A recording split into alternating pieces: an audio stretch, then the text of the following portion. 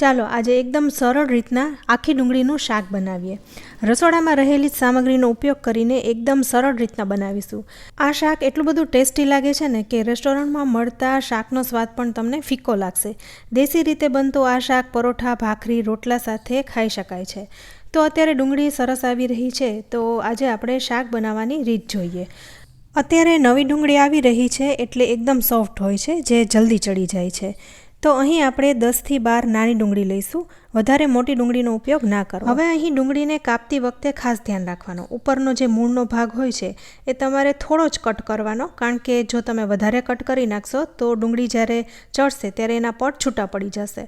અને ઉપરના લેયરમાં એક ઊભો કટ લગાવી દેવાનો, જેથી ઉપરનું લેયર આપણે આસાનીથી કાઢી શકીએ.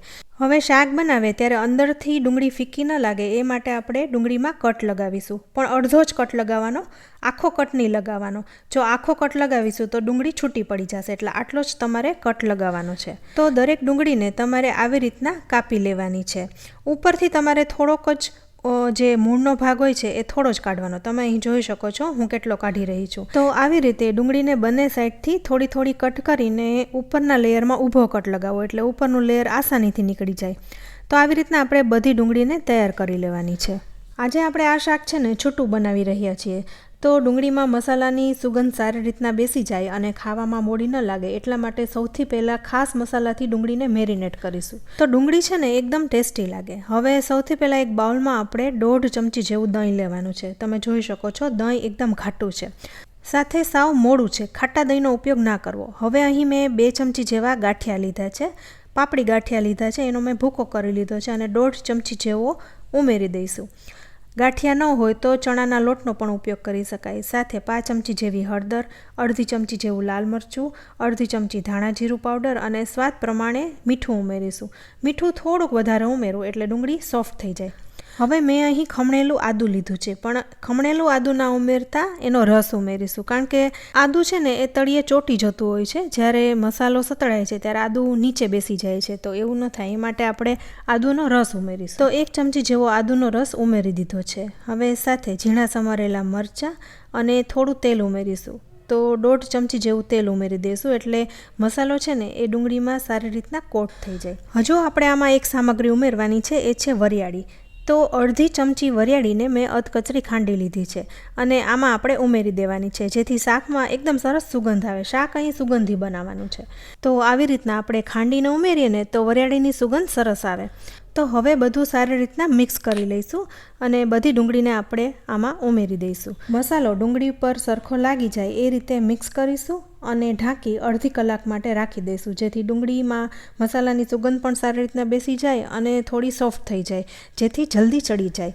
તો હવે ડુંગળીમાં મસાલો સારી રીતના મિક્સ થઈ ગયો છે, તો ઢાંકીને સાઈડમાં રાખી દઈશું. ત્યાં સુધીમાં આપણે બીજી તૈયારી કરી લઈએ. તો અહીં 2 ચમચી સિંગદાણા અને 1 ચમચી તલને અધકચરા વાટી લઈશું. સાથે અહીં દ્રાક્ષ અને કાજુ પણ લઈશું. તો 1 ચમચી દ્રાક્ષ અને 1 ચમચી કાજુ લીધા છે. અહીં તમારે જેટલા લેવા હોય એટલા લઈ શકાય. સાથે 2 નાના ટમેટાની પ્યુરી પણ લીધી છે. હવે અડધી કલાક થઈ ગઈ છે અને ડુંગળીમાં મસાલાની સુગંધ સારી રીતના બેસી ગઈ છે. ડુંગળી થોડી સોફ્ટ થઈ ગઈ છે. તો હવે આપણે શાક બનાવવાની તૈયારી કરીએ. તો આજે આપણે શાક છૂટું બનાવવાનું છે, તો માટીના વાસણનો હું ઉપયોગ કરીશ. માટીના વાસણમાં શાક છે એ વધારે ટેસ્ટી બને છે. તો વાસણને ધોઈ લીધું છે અને ગરમ કરી એમાં આપણે તેલ ઉમેરી દેવાનું છે. થોડું વધારે તેલ લેવાનું, કારણ કે ડુંગળીના શાકમાં વધારે તેલ જોઈએ છે. તો 5 ચમચી જેવું તેલ લીધું છે. તો તેલ ગરમ થાય એટલે સૌથી પહેલાં આપણે કાજુ અને દ્રાક્ષને તળી લેવાના છે. તળેલા દ્રાક્ષ અને કાજુ ઉમેરો ને તો શાકમાં સરસ સ્વાદ આવે છે. અહીં તેલનું ટેમ્પરેચર મીડિયમ ગરમ જ છે, પણ માટીનું વાસણ છે એટલે ધુમાડા વધારે નીકળી રહ્યા છે. તો કાજુ અને દ્રાક્ષ તમારે મીડિયમ તેલમાં જ તળવા, નહીતર બળી જશે. દ્રાક્ષને ગરમ તેલમાં ઉમેરો અને ફૂલી જાય એટલે તરત જ કાઢી લેવાની, નહીતર એ સ્વીટ હોવાથી તરત બળી જાય છે. તો હવે અહીં દ્રાક્ષ અને કાજુ તળાઈ ગયા છે. તો આપણે હવે આખા ગરમ મસાલા લીધા છે. તો એમાં 1 સૂકું લાલ મરચું, 2 થી 3 નાના તમાલપત્ર, 1 બાદિયાન અને 2 લવિંગ લીધા છે. તો આખા મસાલાની સુગંધ શાકમાં સારી આવે છે. હવે તેલ ગરમ જ છે, તો 5 ચમચી જેવું જીરું અને હિંગ ઉમેરી આખા મસાલાને પણ ઉમેરી દઈશું અને સાતળી લઈશું. હવે સાથે ડુંગળીને પણ ઉમેરી દઈશું. હવે અહીં આપણે ગેસની ફ્લેમ છે એ મીડિયમ ટુ લો કરી નાખવાની છે, જેથી મસાલા બળી પણ ન જાય અને ડુંગળી ધીરે ધીરે ચડી જાય. હવે બધું મિક્સ કરીને ડુંગળીને ચડવા દેવાની છે. છૂટું શાક બનાવો ને ત્યારે ડુંગળીને ચડતા વાર લાગે છે, એટલે અહીં આપણે થોડું તેલ વધારે લીધું છે અને થોડી વારે ચમચો ચલાવતા રહેવું. ડુંગળીને ચડતા 15થી 20 મિનિટ લાગશે. તો ધીમે ધીમે ડુંગળી ચડશે ને એ અંદર સુધી ચડી જશે અને કાચી નહીં રહે. હવે આપણે જે મસાલો બાઉલમાં ચોટ્યો છે એમાં આપણે પાણી ઉમેરીને મિક્સ કરી લેવાનું છે, એટલે બધો મસાલો વપરાઈ જાય. તો હવે અહીં ડુંગળીને ચડતા 15 મિનિટ જેવો ટાઈમ થઈ ગયો છે. તો તમે અહીં જોઈ શકો છો ડુંગળી ઉપરથી કેરેમલાઇઝ થવા લાગી છે અને પડ છે એ થોડા ખુલી ગયા છે. તો હવે આપણે આ ટાઈમે શિંગદાણા અને તલ ઉમેરી દઈશું, કારણ કે શિંગદાણા અને તલ એ આપણે કાચા લીધા છે. તો અત્યારે ઉમેરી દઈએ તો શિંગદાણા અને તલ સરસ સતળાઈ જશે અને કાચો ટેસ્ટ નહીં આવે.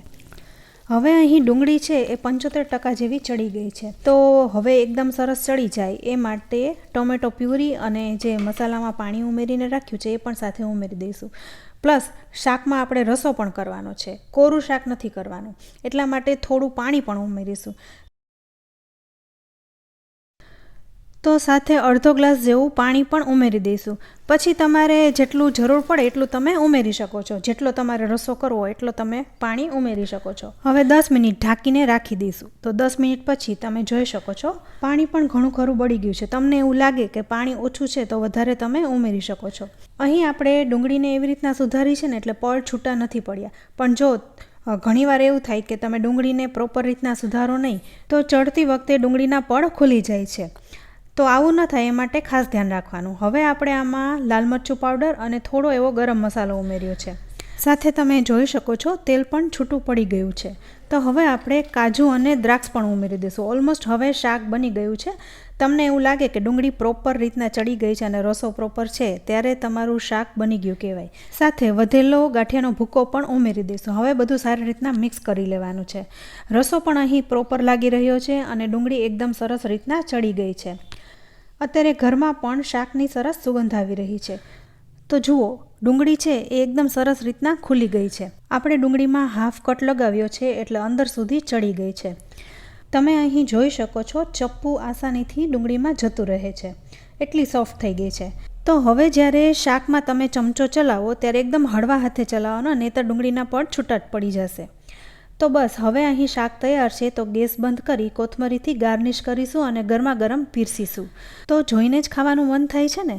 તો ફ્રેન્ડ્સ, પંજાબી શાકને ટક્કર મારે એવું આજે આ આખી ડુંગળીનું શાક એકદમ ટેસ્ટી બન્યું છે. તો ઘરમાં જ રહેલા દેશી મસાલાનો ઉપયોગ કરીને આપણે એકદમ સુગંધી ડુંગળીનું શાક બનાવ્યું છે. તો જો તમને આ શાક ગમ્યું હોય તો વિડીયોને લાઇક અને શેર કરજો. સાથે અમારી ચેનલ કિચન સિરીઝને જરૂરથી સબસ્ક્રાઈબ કરી લેજો. અમારા ફેસબુક પેજને લાઇક કરી ફોલો કરજો. તો ફરી મળીશું આવી એક ઉપયોગી રેસીપી સાથે. ત્યાં સુધી આવજો.